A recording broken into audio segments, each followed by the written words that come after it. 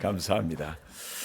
여러분 너무나 반갑습니다. 지난 한 8일간에 걸쳐서 우리 박영훈 형제와 더불어서 그리스 지역 성지순례를 아주 잘 다녀왔습니다. 이번 여행은 작년 안식월 기간 동안에 아테네를 방문하면서 반드시 꼭 다시 와야 되겠다라고 생각을 했었고, 아쉽게 교회 일정 때문에 안식월 출발을 4월로 미루다 보니 일정이 조금 애매하게 돼서 제가 맥그룹에게 여쭤봤습니다. 제가 안식월을 보내는데도 이렇게 별도의 휴가를 내는 것이 적절할지에 대해서 고민이 되었기 때문입니다. 감사하게도 모든 분들이 흔쾌히 시간을 낼 수 있도록 허락을 해주셨고, 그 배려로 홀가분한 마음으로 여정을 잘 다녀올 수 있었습니다. 보통 성지순례 프로그램을 따라가게 되면은 사진을 한 장 보여드릴게요. 보통 성지순례 프로그램을 따라가게 되면 여러분 사진에서 보시는 파랗게 그려진 것은 이번 일정이었고요. 대부분의 경우에는 한 10박 11일 내지는 12일 정도에 걸쳐서 여기뿐만 아니라 아시아 지역, 이쪽 지역에 있는 그 소아시아의 교회들까지 돌아보는 일정으로 잡혀 있다 보니 상당히 일정이 빠듯합니다. 빠듯하기도 하고 비용도 훨씬 많이 들고 시간도 많이 돼야 되는 그러한 일정인데, 제가 아무리 생각을 해봐도 한꺼번에 그 많은 지역을 그렇게 짧은 시간에 돌아다니게 되면 일정이 지나칠 것 같고 충분히 생각하고 묵상할 시간이 모자랄 것 같아서 별도로 제가 일정을 짜서 호텔을 예약하고 렌트카를 하고 많이 걷고 또 시간을 충분히 보내면서 묵상할 수 있는 그런 일정으로 좀 짜봤습니다. 사실 이 일정은 저에게만 해당된다기보다는 언젠가 성지순례를 가고 싶어하는 형제 자매들을 위한 모델이기도 합니다. 그래서 비용과 시간 모든 것들을 다 기록으로 남겨서 원하시는 분들이 있다면 직접 호텔 예약을 하고 렌트카를 해서 다녀오실 수 있는 그런 일정으로 잡았습니다. 시작은 지금 시작점에 보이는 지역은 여기에 보이는 다들 기억은 안 나실 텐데 바울의 그 2차 선교 여행에서 마케도니아로 건너가게 되면서 첫 번째 도착한 항구의 이름이 네아폴리라고 합니다. 지금은 카발라라는 도시로 이름이 바뀌었는데요. 그곳에서 시작해서 빌립보에서 그리고 데살로니가로 베레아로 아테네로 고린도로 이어지게 되는 여정입니다. 약 1000km 조금 안 되는 여정으로 다녀왔고, 그 마지막 지점이 갱그레아라는 항구입니다. 설교 제목이 갱그레아 항에서 올린 바울의 서원이라는 건데 아마 여러분들 어렴풋이 생각날 수도 있고 이 구절은 생각이 안 나실 수도 있어요. 왜냐하면 그냥 지나가듯이 있는 한 구절이기 때문에 그렇습니다. 그런데 저곳 그 네아폴리에서부터 시작해서 거의 한 900km 이상 쭉 운전해서 내려와서 아테네 지나서 여기 보시면 여기가 고린도거든요.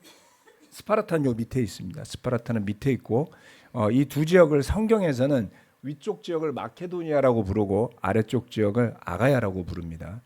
지금은 그냥 그리스로 되어 있고요. 그 당시에도 행정구역상으로 나뉘어 있던 곳이기도 합니다. 참으로 모든 순간이 아주 훌륭했고요. 영감이 가득한 여정이었는데요. 제 마음에는 마지막 그 갱그레아 항구를 방문했을 때가 제일 좀 마음에 남았습니다. 여기는 바울이 마케도니아와 아가야 지역의 선교를 마치고 떠나는 항구의 자리였죠. 그곳을 가보니까 아무것도 없어요. 항구가 더 이상 없습니다. 여기는 항으로 더 이상 사용되지 않고요. 여러분들이 보시듯이 이렇게 백사장이 좀 있고 그리고 유적물을 기념하는 설명하는 판이 붙어 있습니다. 보니까 이렇게 설명하는 곳에 보면 둥그렇게 만으로 되어 있죠. 만의 모습처럼 휘어져 있는 곳이었습니다. 지금은 항구 자리가 지진 같은 걸로 소실된 이후에 복구를 하지 않아서 물속에 잠겨 있고요. 지금 이 끝에서부터 이렇게 더 쌓여서 항구가 여기가 그 인위적으로 쌓은 뚝이 방파제 같은 것이죠. 약 150m 정도의 폭을 두고서 배들이 드나드는 항구였다고 합니다. 이 지역은 굉장히 중요한 항구 역할을 했을 거예요. 왜냐하면 이 지도에서 보시면 에게해라 그러거든요. 여기를 이 바다를 여기를 에게해, 여기를 아드리아해 이렇게 부르는데요. 고린도에는 이쪽 서쪽으로 나 있는 리카이온이라는 항구가 하나 있고 그 다음에 동쪽으로 나 있는 여기에 갱그레아 항이 있습니다. 여러분 보시다시피 여기 서쪽 항구에서는요 바로 건너면 여기가 로마예요. 로마까지가 굉장히 단거리로 배를 타고 갈 수가 있고요. 그리고 이 아시아 지역이 가기 위해서는 육로로는 거의 한 2,000km 조금 안 되게 지금 한 1,500km 이상을 걸어야 되거든요. 근데 배를 타고 가면 꽤 단거리로 이동할 수가 있고 그 체력을 아낄 수가 있겠죠. 그래서 이곳에서부터 배를 타고 건너면 에베소 지역이라든가 다양한 지역으로 갈 수가 있습니다. 물론 당시의 항해술로는 한 번에 가지 못하고 중간중간 섬이 많잖아요. 이렇게 많은 섬을 돌아서 갈 수가 있었을 걸로 보입니다. 바울이 이곳 고린도 지역을 떠날 때 그는 고린도에서 약 1년 반 가까이 공을 들여서 세웠던 교회였고요. 그 교회를 뒤로하고 갱그레 항에서 서원한 것 때문에 머리를 깎습니다. 사도행전 18장 18절 바울은 여러 날을 더 머무른 뒤에 신도들과 작별하고 배를 타고 시리아로 떠났다. 브리스길라와 아굴라가 그와 동행하였다. 그런데 바울은 서원한 것이 있어서 갱그레아에서 머리를 깎았다. 이 항구에서 읽은 구절이 이겁니다. 같이 기도하면서 여기에 보시면 바울과 함께 동행했던 일행 뭐 디모데라든가 실라라든가 누가라든가는 아마도 고린도에 남았던 것으로 보입니다. 그리고 그곳에서 만났던 브리스길라와 아굴라 부부만 데리고 시리아로 갔다 이렇게 되어 있지만 에베소로 배를 타고 떠났죠. 그런데 여기에서 뭐라고 표현하고 있냐면 서원한 것이 있어서 머리를 깎았다는 거예요. 예. 머리를 깎는다라는 의미는 그냥 이렇게 이쁘게 자르는 게 아니고 그냥 다 미는 걸로 의미하는 거예요. 예. 이제 대머리가 되는 거죠. 바울이 머리카락이 좀 없어서 그랬을까요? 머리카락이 없는 사람들이 가끔 이렇게 스킨헤드를 하는 경우가 있는데 그런 의미가 아닙니다. 이것은 머리를 깎는다라는 것에 대해서는 이 구절 말고도 바울 일행이 3차 선교 여행의 마지막 부분에 예루살렘에 들렀을 때 야고보와 장로들이 그의 일행에게 서원하고 머리를 깎으라고 권하는 장면이 나오죠. 이렇게 되어 있습니다. 이튿날 바울은 우리와 함께 야고보를 찾아갔는데 장로들이 다 거기에 있었다. 이 사람들을 데리고 가서 함께 정결 예식을 행하고 그들이 머리를 깎게 하고 그 비용을 대십시오. 그러면 사람들은 모두 당신의 소문이 전혀 사실이 아니며 도리어 당신의 율법을 지키며 바로 살아가고 있다는 것을 알게 될 것입니다. 여기는 하나 더 붙었죠. 정결 예식을 행하라. 그렇죠? 그리고 머리를 깎으라. 자, 머리를 깎는데 정결 의식도 행한다 그랬어요. 그러니까 서원을 한다라는 것과 정결 의식을 행하는 것과 머리를 깎는 일이 하나의 세트였던 것으로 보입니다. 그리고 그러한 것을 행하는 사람들은 유대인들밖에 없었던 거예요. 바울과 함께한 일행 중에 뭐 드로비모, 뭐 디모데 같은 그리스인의 피가 섞인 형제들이 있었잖아요. 그렇죠? 근데 여러분 가서 보시면 그리스 사람들은 확연히 달라요. 그리스 사람들은 여러분 옛날에 그 뭐 영화 중에 뭐 아킬레스 나왔던 그런 뭐 만화 영화 같은 거 있잖아요. 여러분 기억나세요? 그리스 로마 헤라클레스 아킬레스가 아니라 헤라클레스.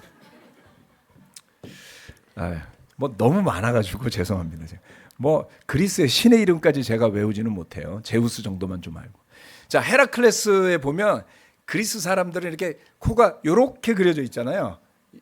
면상이 요렇게 되어 있죠. 정말 그렇게 생겼어요. 그런데 이스라엘 사람들은 그렇게 생기지 않습니다. 그 사람들은 저쪽 이라크 쪽에 있는 바벨론 쪽에서 온 사람들이라서 터키 사람들은 그 중간이니까 좀 중간으로 생겼고요. 좀 더 동쪽으로 오게 되면 확연하게 다른 모습이니까 그 양쪽을 섞어 놓으면 확실하게 티가 났던 거예요. 그래서 예루살렘의 장로들이 걱정이 되니까 머리도 깎고 서원을 하고 정결의식을 행하면 당신들이 유대교로 완전히 전환한 사람들이라는 것을 사람들이 보고 딴지를 걸지 않을 거다. 뭐 이런 의미에서 행했던 것이죠. 그런데 이렇게 머리를 깎는 것에 대해서는 머리를 깎는 것과 서원이 어떤 관계가 있느냐라면 찾아볼 수 있는 레퍼런스는 민수기 6장 5절밖에 없습니다. 머리 깎는 일에 대한 이야기를 지금 계속하고 있어요. 네, 조서를 왜 하나? 이거 중요한 거라서 하는 겁니다. 네. 자, 머리 깎는 일에 대해서는 여기에서 두 가지의 의미를 가지고 한다고 해요. 첫 번째는 과거에 있었던 여기까지 오기까지의 어떤 있었던 일들에 대한 것을 감사하면서 서원했던 것들이 이루어진 것을 감사하는 의미로 정결의식을 행하고 머리를 깎는 거예요. 마지막에.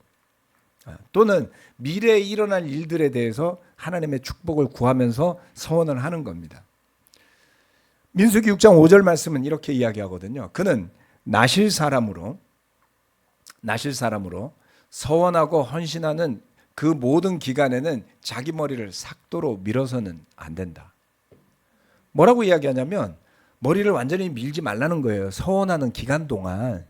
그러면 언제 머리를 밀어요? 그 기간이 다 찰 때까지. 즉 그 기간이 차고 나면 마지막으로 머리를 깎는 겁니다. 그러니까 미래에 대한 것을 서원하면서 머리를 깎는다. 이렇게도 했다는 겁니다. 그런데 대부분의 경우는 지금까지 서원했던 일들이 이루어진 것에 감사하는 마음으로 머리를 깎는다. 이렇게 이해할 수도 있겠죠. 예. 그래서 마케도니아와 아가야 지역에서의 선교를 마무리하고 떠나는 그 항구에 서서, 네, 이건 다음 구절인데요. 네, 그 항구에 서서 바울이 어떤 생각으로 서원하고 정결의식을 행했을까를 묵상해 봤습니다. 아무도 없었어요. 정말 뒤에서 그 풀 깎는 아저씨가 계속 그 풀 깎는 기계를 돌려서 꽤 시끄러웠는데 저하고 박 원장님하고 둘이서 가지고 기도를 하는데 탁 트인 바닷가에 아무도 없는 거예요. 아직 춥기 때문에 저 해수욕하는 사람도 없었습니다.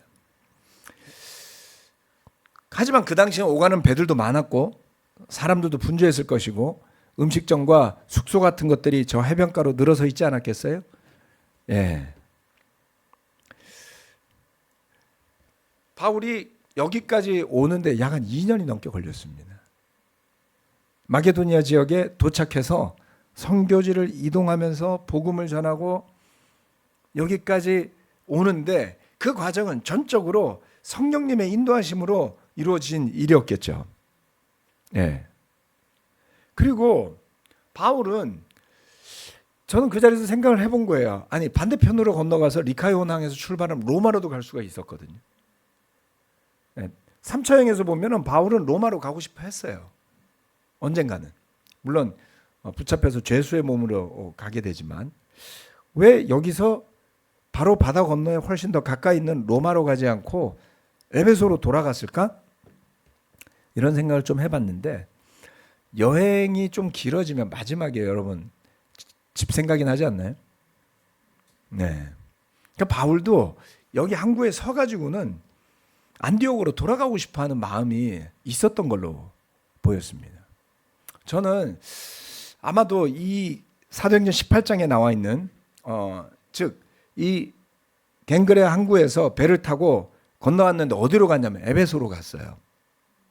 한 방에 저기까지 못 가고 점프 가까운 바다로 가는 거라고 저는 항로를 생각해 봅니다. 그것이 훨씬 안전했겠죠. 이 구절을 보면 바울이 18절에 갱글에서 머리 깎고 떠나요. 그리고 19절에 그 일행은 에베소에 이르렀다. 바울은 그 두 사람을 떼어놓고 누구예요? 브리스길라와 아굴라였죠.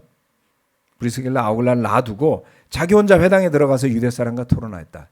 그들은 바울에게 좀 더 오래 머물러 달라고 청하였으나 바울은 거절하고 하나님의 뜻이면 내가 다시 돌아오겠습니다 하고 작별 인사를 한 뒤에 배를 타고 에베소를 떠났다. 바울은 가이사랴에 내려서 예루살렘으로 올라가 교회에 문안한 뒤에 안디옥으로 내려갔다. 이 말씀대로는 본다면 에베소 사람들의 반응이 좋았어요. 그렇죠?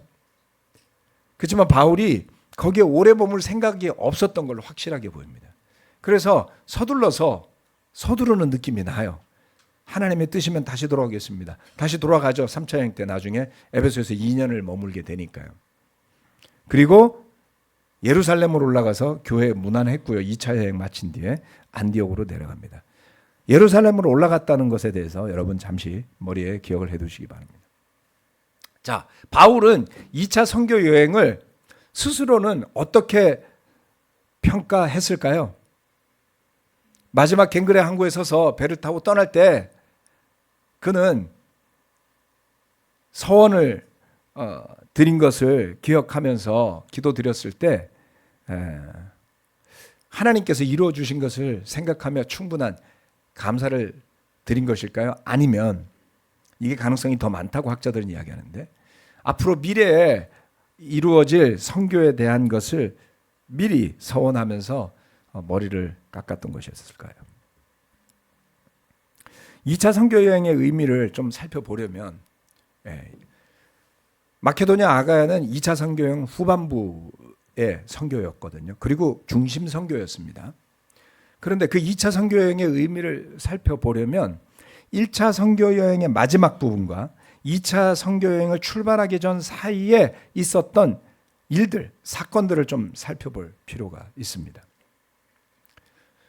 네, 이게 이제 갱글의 항구에서 찍은 좀 더 넓게 찍은 스마트폰으로 찍은 사진입니다. 아무것도 없죠? 네, 매우 황량한 느낌이 많이 듭니다. 저기 서 있으면 고향에 가고 싶어요. 우리 집도 생각나고 우리 교회도 생각나더라고요. 자, 1차 선교여행과 잠깐만요. 네, 자, 2차 선교여행 사이에 어떤 일이 있었나라는 것을 좀 설명을 드리겠습니다. 첫 번째, 1차 선교여행과 2차 선교여행 사이를 보려면 마지막 뭐냐? 1차 선교여행의 엔딩이에요. 14장 25절로 28절 말씀인데요. 그들은 버가에서 말씀을 전한 뒤에 아탈리아로 내려가서 거기에서 배를 타고 이 지역은 지금 터키 남부 지역입니다. 거기에서 배를 타고 안디옥으로 향하여 갔다. 이 안디옥은 그들이 선교 활동을 하려고 하나님의 은혜에 몸을 내맡기고 나선 곳이다. 이제 그들은 그 일을 다 이루었다. 1차 선교 여행을 성공적으로 마치고 돌아왔죠. 그곳에 이르러서 그들은 교회 회중을 불러 모으고서 하나님께서 자기들과 함께 행하신 모든 일과 하나님께서 이방 사람들에게 믿음의 문을 열어주신 것을 보고하였다. 그들은 제자들과 함께 오랫동안 지냈다. 이게 사도행전 14장 마지막 구절이에요. 1차 선교 여행의 마지막이에요. 무슨 이야기입니까? 바울은 바나바와 더불어서 1차 선교 여행을 성공적으로 마치고 돌아와서 안디옥 교회에서 예루살렘으로 가지 않았어요. 바로 안디옥으로 돌아왔죠. 그리고 안디옥에서 선교 여행에 대한 보고를 했고 형제자매들이 하나님을 찬양했고 그 제자들과 함께 오랫동안 지냈다. 해피엔딩이죠.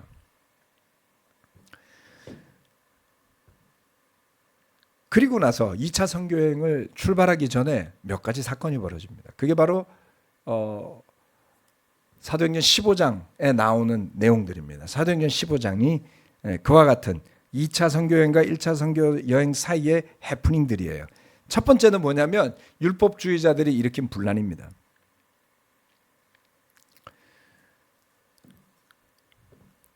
15장 1절 말씀에 보면 몇몇 사람이 유대에서 내려와서 이렇게 신도들을 가르쳤다. 여러분이 모세의 관례대로 할례를 받지 않으면 구원을 얻을 수 없습니다. 그래서 바울과 바나바 두 사람과 그들 사이에 적지 않은 충돌과 논쟁이 벌어졌다. 드디어 안디옥 교회는 이 문제로 바울과 바나바와 신도들 가운데서 몇 사람을 예루살렘으로 올라가게 해서 사도들과 장로들을 찾아보게 했다. 몇몇 사람이 유대에서 안디옥으로 온 거예요. 그리고 와서 사람들을 모아놓고 막 가르쳤어요. 뭐라고 가르쳤습니까? 네. 모세의 관례대로 할례를 받지 않으면 구원을 얻을 수 없습니다. 안디옥은 이방인들이었잖아요. 이방인들한테도 할례를 받아야만 한다고 가르친 거예요. 즉 예수님을 믿지만 율법도 지켜야 한다. 두 개를 컴바인한 거죠. 그래서 바울과 바나바와 그들 사이에 충돌과 논쟁이 벌어졌습니다. 교회 분위기 어떻게 했어요? 1차 선교여행 멋지게 마치고 이방인들이 안디옥 교회뿐만 아니라 수많은 곳에, 심지어는 헬레니즘의 본산인 아테네와 고린도에 이르기까지 교회가 생겼는데, 데살로니가, 아테네, 고린도는 핵심 도시였단 말이에요. 빌립보를 포함해서. 근데 갑자기 할례를 받으래, 이방인들한테. 교회가 시끄러워졌죠. 네, 그래서 예루살렘 교회로 바나바와 그리고 바울과 여러 신도들을 대표하는 사람들을 보내서 예루살렘 회의가 일어나게 됩니다. 이것이 성경에 나오는 최초의 교회 회의예요.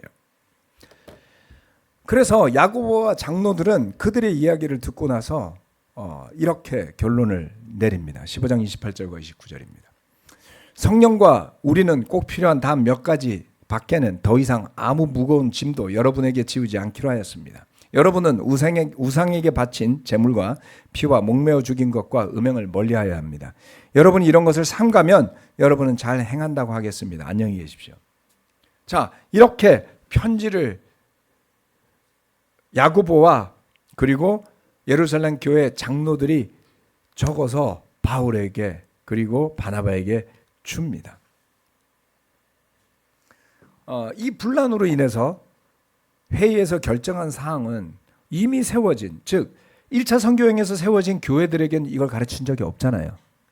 이방인 신자들이 고기를 먹을 때 그 고기들은 신전에 바쳐진 제물에서부터 나온 것들이었어요. 가보시면 아시겠지만 그 동네 사람들 고기 좋아해요. 여러분 케밥이라는 거 아세요? 이렇게 꼬치에다가 꽂아놓고 잘라서 파는 거 있잖아요. 그게 되게 많이들 하는 건데, 그리고 거기 꼬치도 팔거든요. 꼬치 이름이 수블락기라 그러는데, 꼬치가 우리나라 꼬치가 아니에요, 여러분. 꼬치 두 개에 한 15,000원 해요. 뭐 12,000~13,000원 합니다. 꼬치 3개였나? 그래서 보기에는 3개밖에 안 주고 이렇게 받아 10유로를 받아 그렇게 생각했는데, 먹으면 다 먹을 수가 없어요. 꼬치 하나에 닭고기, 돼지고기가 너무 많이 꽂혀 있어요. 고기를 좋아하는 민족들입니다. 그러니 이방 형제 자매들이 그렇게 고기를 먹는 것에 대해서 이제는 신전에 바친 제물들에 대한, 또는 그 당시에 문화적으로 매우 성적으로 문란했다고 하니까요. 가보시면 알 수 있습니다. 저와 박 원장님 머물렀던 호텔 옆에, 바로 옆에 섹스 어쩌고 저쩌고 샵. 아유, 뭐 이런 데다 호텔을 잡았지? 아니요, 거기가 하얏트도 있고요. 근처에 좋은 호텔들 많은 그런 호텔 도로였어요. 밥 먹으러 걸어가다 보니까 오른쪽에 또 있어요. 저 밑에 150m 또 있어요. 아주 성적으로 개방이 되어 있는 도시입니다. 지금도. 더 했겠죠, 옛날에. 그래서 이런 결의사항을 만든 겁니다. 최소한의 가이드라인. 네. 음행을 멀리하십시오. 우상에게 바친 제물과 피와 목매어 죽인 것과 음행을 멀리하라. 이것은 우상에게 바친 제물을 먹는 데에는 주의하십시오. 음행은 멀리해야 됩니다. 이런 두 가지 사항을 결정한 거죠. 그래서 바울과 앞으로의 선교팀으로 가는 사람들은 이 사항에 대해서 기존 교회에다가도 가르쳐야 했고요. 그리고 새로 세우는 교회들에게는 율법은 지키지 않아도 되지만 이것은 해야 합니다 라고 가르치게 되는 것입니다. 큰 사건이 벌어진 것이죠. 그런데 이것만 일어난 것은 아니었습니다. 그 다음 사건도 있어요. 그건 뭐냐면 바나바와 바울이 갈라진 사건입니다. 여러분들은 이것은 잘 아시지만 이것이 1차 선교여행과 2차 선교여행 사이에 벌어짐으로 인해서 그 이후에 선교에 영향을 미쳤다라는 것도 생각해 봐야만 합니다. 2차 선교여행을 떠나기 전에 2차 선교여행의 목적은 두 가지였어요. 하나는 기존에 세워진 교회들을 둘러보며 강화시키는 것이었습니다. 그리고 두 번째는 좀 더 아시아 지역으로 들어가서 선교하는 계획이었죠. 아시아 지역이라고 하면 지금의 터키의 동부 지역입니다. 예, 동부 지역. 그런데 바나바는 요한 마가를 동행시키자라고 했고요. 바울은 그를 원하지 않았습니다. 그래서 다툼이 일어나서 둘은 각각 나누어져서 선교를 가게 됩니다. 바나바는 마가를 데리고 크레테를 가고요. 바울은 실라를 데리고 자신의 선교지였던 시리아와 길리기아 지역, 즉 지금의 시리아 지역, 터키 남부 지역에 있는 교회들을 방문하며 튼튼하게 하는 일을 하게 됩니다. 이 두 가지 사건은 굉장히 굵직한 사건이죠. 네. 자, 바울이 이런 백그라운드 속에서 아시아 지역으로 선교를 하려고 나갔는데 1차 선교 지역을 다 돌아보는 것은 성공적으로 끝났고 그리고 아시아 지역으로 가려고 하는데 그 당시에는 소아시아라는 곳이 있고 아시아라는 곳이 있었던 거예요. 그러니까 소아시아 지역은 에이전 미노르, 영어로는 미노르라는데 미노르가 마이너하다는 뜻이니까 그게 소아시아라고 번역이 되는 겁니다. 그게 지금 여러분 계시록에 7교회 세워진 데 있죠. 예, 거기가 소아시아예요. 예, 그 당시에 그렇게 불렀고 지금은 터키 서남부 지역입니다. 그리스 반대편에 있는 데 있죠. 거기입니다. 그리고 아시아 지역은 터키를 중심으로 해서 보다 더 동쪽 지역입니다. 우리는 거기에 대해서 별로 아는 바가 없지만 성지순례 갈 때 보면 갑바도기아라고 하는 곳 있죠. 왜 그 뭐 이렇게 그 돌 같은 거 뭐 동굴 같은 데 교회 있고 아니면 여러분들 보시면 무슨 온천 하얀색 이렇게 온천 같은 데 성지순례 간다고 나오잖아요. 그 지역입니다. 그 지역과 그 동쪽이 아시아 지역입니다. 글로 가려고 했어요. 그런데 성령이 막습니다. 그들의 진행을. 그래서 바울은 북쪽으로 가려고 그래요. 북쪽은 어디냐면 비두니아라는데 어딘지 잘 모르시니까 그냥 넘어가고 제가 지도 안 넣어놨죠. 네. 넣는다고 빼놨다가 까먹었습니다. 아무튼 거기는 북쪽인데 거기는 앙카라. 그 앙카라 들어보셨어요? 네, 터키의 수도입니다. 터키의 수도인데 거기는 터키 중앙에 딱 있어요. 산 넘어. 근데 그 지역이 왜 의미를 가지냐면 거기는 해 쪽의 고향이에요. 해 쪽 중에 성경에서 가장 유명한 사람 누굽니까? 해 쪽 우리아의 남편. 우리아의 남편이다. 바세바의 남편 우리아. 죄송합니다. 우리아를 여자를 만들었네. 우리아가 해 쪽 사람이었어요. 그리고 이 히타이트족이라고 부르는데요. 그 지역이 그 터키 중심부적인 역할을 했던 곳이었어요. 예전에 왕국이 있어서 이집트까지 치러 내려갔던 강력한 왕국이 만들어졌던 곳이니까 그곳에도 사람들이 많이 살았고 도시들이 있었던 거죠. 우리에게는 별로 관심의 대상이 아닌 곳이지만 지금은. 그런데 아시아라고 하는 것은 성령이 막고 그 북쪽으로 가려고 그랬더니 예수의 영이 막아서 결국 환상에서 마케도니아 사람이 나타나서 코가 길고 큰 메부리 코에 마케도니아 사람. 특징적이에요. 그냥 딱 보면 알 수 있으니까 바울도 그렇게 이야기한 겁니다. 이탈리아 사람도 아니고 그리고 시리아 사람도 아니고 아시아 사람도 아니고 마케도니아 사람. 네. 등치도 크고 음식도 얼마나 많이 먹는지 몰라요. 1인분 시키면 다 못 먹습니다. 그리스를 가시면 가능하면 1인분을 시키고 샐러드 하나만 시켜서 두 사람이 먹어도 배가 불러요. 2인분을 시키고 샐러드를 시키면 다 못 먹습니다. 등치 큰 마케도니아 사람이 나타나서 와달라 그랬어요. 그래서 바울 일행은 결국 네아폴리로 건너가게 되었던 것이죠. 계획에 없었던 선교예요. 2차 선교여행은 계획된 게 아니었던 겁니다. 네. 비록 성공적인 선교로 마무리는 되었지만 그 선교 여행 기간 동안에 그들이 가는 곳곳마다 핍박이 있었어요. 빌립보에서는 감옥에 갇혔죠. 매질당하고, 그죠? 네, 거기 빌립보에 가면 지금은 도시가 사라졌어요. 나중에 한번 따로 설명드리겠습니다만, 하지만 바울이 거닐었던 매질을 당하게 됐던 계기가 됐던 아고라 지역은 그대로 남아 있고요. 그리고 바울이 갇혔던 감옥도 거기에 있습니다. 그리고 리디아가 제자가 되고 침례를 받았던 그 강가도 있습니다. 거기에 가면 리디아를 기념하는 호텔도 있습니다. 그리고 기념 교회도 있어요. 네, 근데 호텔에 아무도 없어요. 갔더니 나중에 여러분 가시면 그 호텔에 머물러 보십시오. 왜냐하면 그 동네가 너무 작아요. 아무것도 없으니까 사람들이 잘 안 가나 봐요. 근데 우린 그런 데를 좀 좋아하잖아요. 그래서 다음에 가면 저는 거기에서 한번 머물 생각입니다.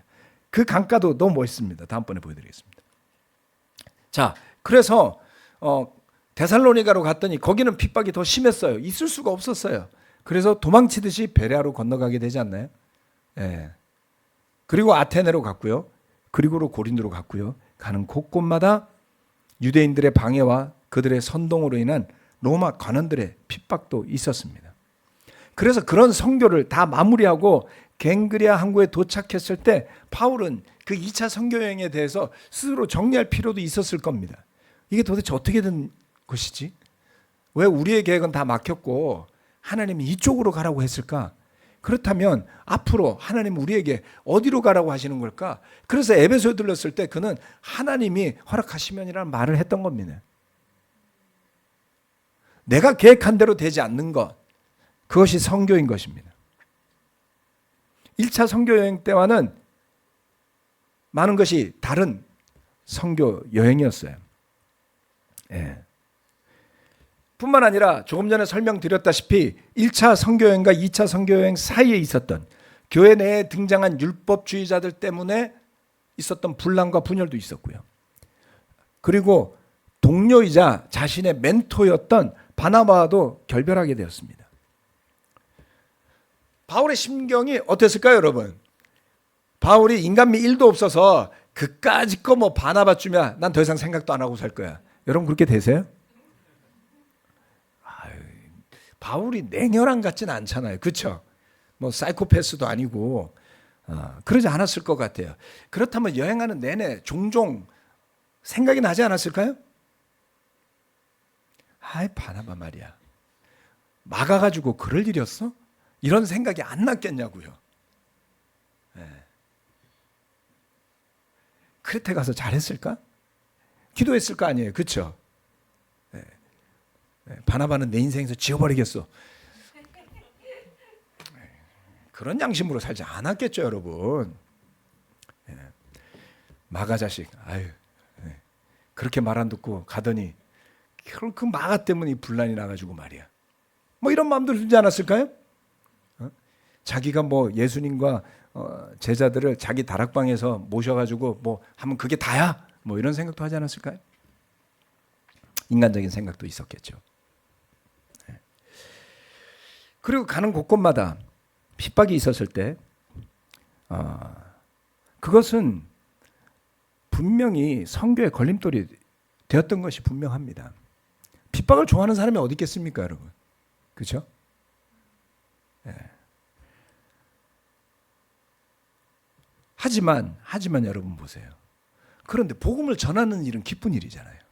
그리고 선교는 너무나 성공적이었다고요. 네. 심지어는 고린도에서는 1년 반을 머물게 돼요. 1년 반이요. 핍박도 있었지만 어떤 일이 있었냐면 이런 일이 있었습니다. 계획이 없었지만 주님의 뜻이 함께했어요. 사도행전 18장 9절과 11절까지 보면 이렇게 되어 있습니다. 그런데 어느 날 밤에 환상 가운데 주님께서 바울에게 말씀하셨다. 무서워하지 말아라. 잠자코 있지 말고 끊임없이 말하여라. 내가 너와 함께 있으니 아무도 너에게 손을 대어 해하지 못할 것이다. 이 도시에는 나의 백성이 많다. 바울은 그들 가운데서 하나님의 말씀을 가르치면서 1년 6개월 동안 머물렀다. 바울의 선교 여행에서 1차 선교 여행에서 1년 반 머무른 도시가 없습니다. 빌립보에서도 잠시, 데살로니가에서 약 3개월, 아테네는 그보다 짧게. 여러분 생각해 보세요. 걸어 다니는 시간만 해도 한 달 가까이 걸어 다니는 동안에 그렇죠? 걷는 시간이 적지 않습니다. 그런데 머무르는 도시마다 머무르는 시간이 길지 않았어요. 교회가 생겨나면 기본적인 것을 가르쳐 주고 그 다음 지역으로 이동하곤 했습니다. 그 짧은 시간에 교회가 몇백 명이 됐겠습니까? 그렇지 않아요.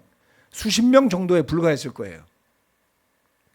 그런데 고린도에서는 이렇게 환상 가운데 주님이 나타나셨어요. 그리고 용기를 주셨습니다. 덕분에 이 도시에 사람이 많다고, 그렇죠? 나의 백성이 많다고.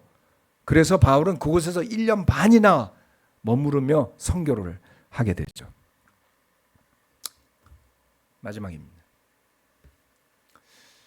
2차 선교여행을 마무리하면서 이 마케도니아와 아가야 지역에서 이루어진 선교 여행의 의미가 어떤 것이 있었을까? 그의 서원을 통해서 바라보았을 때 첫 번째, 1차 선교 여행보다 교회 환경은 좀 복잡하게 변했습니다. 두 번째, 핍박은 지속적이고 조직적이고 더 심해졌어요. 유대인들의 네트워크가 발동되기 시작한 겁니다. 회당은 바울에게 있어서는 너무나 소중한 복음을 전하는 수단이었어요. 왜냐하면 지금도 데살로니가에 유대인 회당이 있습니다. 빌립보에만 없었고요. 아테네에도 회당이 있었습니다.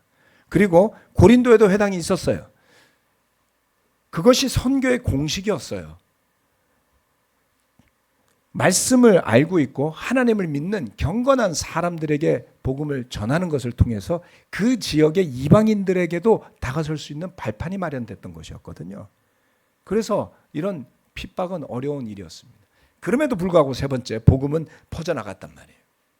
그리고 2차 선교여행을 통해서 그 선교 여행을 이끄시는 것이 성령님이라는 것이 더 확실해졌습니다. 그리고 결정적 순간마다 주님은 그들을 격려해 주었죠. 그리고 2차 선교 여행을 통해서 두드러지는 것은 예루살렘 교회와 안디옥 교회의 역할이었습니다. 중요해졌죠. 2차 선교 여행 마치고 예루살렘에 들르고 3차 선교 여행 마치고도 예루살렘에 들르는 것을 볼 수 있습니다. 의사소통이 중요해졌던 거예요. 나 혼자만 잘할래. 이것이 어렵다는 겁니다. 서로 건강하게 말씀 안에서 의사소통하면서 함께 협력해서 선교하는 것입니다. 바울이라 할지라도. 그리고 여섯 번째 보게 되면 서원을 통해서 나타나는 선교에 대한 바울의 마음가짐입니다.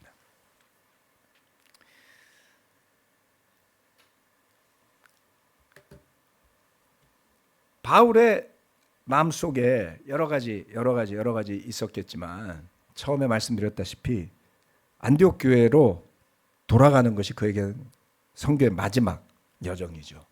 그것에 돌아가서 설명도 하고 그리고 휴식도 취하고 다음 선교를 위한 준비도 하고자 하는 것이었습니다. 이번 여정을 통해서 보면서 바울의 선교가 이상적인 환상이 아니라 지극히 현실적이고도 현재적인 일. 그의 선교는 그 당시 2000년 전 바울에게 있어서는 오늘 있는 일이었던 거예요. 과거 일이 아니잖아요. 미래 일이 아니잖아요. 그렇죠? 지금 예수님을 믿고 그를 주님으로 고백하는 것이었어요. 그렇기 때문에 오늘도 마찬가지로 예수님을 믿고 예수님을 주님으로 고백하는 사람이라면 누구나 가슴에 담고 살아야 하는 현재 진행형의 일이라는 것을 깨닫게 되었습니다. 우리의 믿음은 율법이라는 과거에 있지 않죠. 우리의 믿음은 비록 하늘나라라는 미래의 소망에 기초하고 있긴 하지만 여전히 현재를 살아내야 하는 숙명을 가지고 있다는 겁니다. 바울은 세상살이가 지긋지긋해졌어요. 마지막에. 너무나 영적으로 변한 나머지 세상에 재밌는 것도 없고요. 가치로운 일도 없어졌어요. 그가 건강이 나빠졌기 때문도 아니에요. 하나씩 영적인 체험과 깨달음을 통해서 그의 영성이 승화되었기 때문이었습니다. 바울의 선교지를 직접 발로 밟아보고 기도하면서 따라가 보니 비로소 보이는 믿음의 현실이 있었어요. 그것은 사람의 칭송을 받기 위함도 아니었고요. 자랑하기 위함도 아니었습니다. 여러분, 누구한테 자랑하려고 그 길을 걸어가시겠어요? 해보세요. 네. 직장도 때려치고 현지에서 알바하면서 남루한 모습으로 걸어다니면서 복음을 전해보십시오. 누가 여러분을 환영해 줄지. 알아줄 사람도 집단도 없었습니다. SNS도 없었어요. 그럴 리도 만무했습니다. 하루하루가 고단한 일정이고요. 하루하루 사람들을 구원하는 복음의 능력과 성령의 능력을 직접 체험하는 일이었습니다. 그리고 그처럼 원거리의 지역에 선교를 한다는 것은 안디옥 교회처럼 영적인 고향이고 든든한 후원자가 있어야만 가능했던 일이었죠. 그랬음에도 불구하고 선교 여행이 길어지니까 직접 천막 만드는 일을 하면서 선교를 하잖아요. 2년씩이나 지원을 받기는 어려웠을 겁니다. 일일이 돈을 받는 것도 비용이 들죠. 배 타고 누군가 와서 돈을 전달하는 것도 많은 돈이 드는 일이잖아요. 정말 대단한 일을 한 것이죠. 네, 지금은 가면 ATM에서 돈을 뽑을 수 있습니다, 여러분. 현금 서비스긴 하지만 가서 뽑으니까 뽑히더라고요, 유로화가. 좋은 세상이에요. 자, 아주 즐겁기도 했고요. 감사하기도 했고요. 그 여정이 피곤하기도 했고요. 영감도 있었고요. 도전도 되기도 했지만 갱그레아 항구쯤에 도착했을 때는 저도 전에 말씀드렸다시피 저의 가정과 이 교회가 그리워지는 마음이 든 것이 우연이라고 생각하지 않았습니다. 예수님의 길을 따르고자 하는 제자의 삶, 그와 동시에 바울의 길을 우리도 한번 좀 걸어보면 어떨까요? 그의 심정, 그의 영으로 그의 선교에 동참하면서 또는 안디옥 교회 형제 자매들처럼 그들이 무사하게 돌아올 때까지 기도하며 후원하고자 했던 마음처럼 그렇게 잃어버린 영혼을 구원하는 기쁨을 맛볼 수 있다면, 그리고 그렇게 복음과 주님을 위해 사는 삶의 큰 의미들을 하나씩 깨우쳐 간다면 아주 멀게만 느껴졌던, 또는 너무나 대단해서 바울이라는 사람의 영성에는 범접하기가 어렵겠다라고 생각했던 그런 바울의 믿음에도 좀 더 다가설 수 있겠구나 하는 용기를 얻었습니다. 우리의 초점과 우리의 믿음의 결정과 우리의 삶이 어떨지에 따라 달라지는 것이죠. 네. 하루아침에 되진 않겠지만 그 길을 계속 걸어간다면 충분히 늙기 전에 여러분도 세상에 신물이 나서 하루빨리 예수님을 만나고 싶어서 세상 대충 살아가는 세상살이 대충 하는 그런 바울의 경지의 절반 또는 3분의 1, 4분의 1, 10분의 1이라도 그렇죠? 얼마나 홀가분할까요? 가능하겠다라는 생각을 하고 돌아오는 계기가 되었습니다. 기도하고 예배 마치겠습니다.